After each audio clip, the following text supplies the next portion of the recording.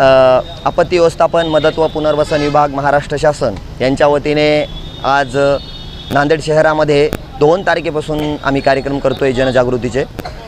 एका पथनाट्याच्या माध्यमातून आम्ही लोकांची जनजागृती करण्याचा प्रयत्न करतो आहे, जेणेकरून आपल्या महाराष्ट्रामध्ये येणारे जे काही संकट आहेत, जी काही आपत्ती आहे, याच्यापासून आपण स्वतः वाचलं पाहिजे, सुरक्षित राहिलं पाहिजे। पण याच्यासाठी आपण सावध राहणं सुद्धा खूप गरजेचं आहे, कारण कुठलीही गोष्ट किंवा नैसर्गिक आपत्ती ही अचानक येत असते। तर अचानक आलेल्या आपत्तीवर आपण मात कशी करायची, तर ह्या पथनाट्याच्या माध्यमातून आम्ही सांगण्याचा प्रयत्न करतोय।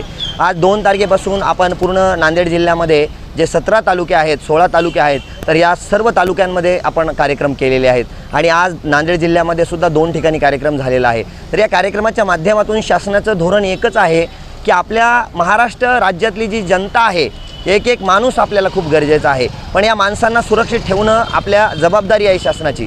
पण सगळ्यात महत्त्वाचं, फक्त शासनच आपली मदत करेल असं नाही आहे, शासनाला पण आपण मदत केली पाहिजे, याच्यामध्ये सतर्क राहिलं पाहिजे, प्रत्येक गोष्टीची आपण अपडेट घेतली पाहिजे, न्यूज बघितली पाहिजे, जेणेकरून आपल्याला येणारे संकट हे आपल्यावर येणार नाहीत आणि या संकटांपासून आपण सावध राहू आणि स्वतःचा जीव वाचवू।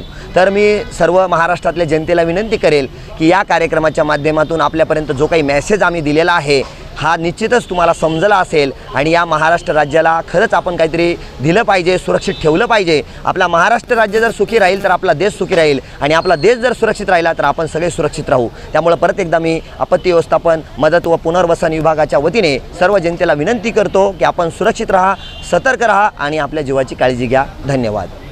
आपण आता ह्या गोष्टीचा मेसेज आपण लोकांना दिलाय, पण आपल्या कार्यक्रमात काय नाव आहे महाराज सांगितलं तुम्ही? बरोबर आहे, म्हणजे आपण आपला जीव जर स्वतःचा सुरक्षित ठेवला तर आपण अनेकांचा जीव वाचवू शकतो, अनेकांना आपण म्हणजे या संकटापासून गेले आहेत, खूप चांगले आहेत। आणि जनतेला सुद्धा आम्हाला विनंती करायची की आम्ही जे सांगितलेलं आहे हे झाड केवढ्याला भेटते? 30 रुपये, 40 रुपये, 50 रुपये, पण ते आपला जीव वाचतो। काय होणार आहे महाराज?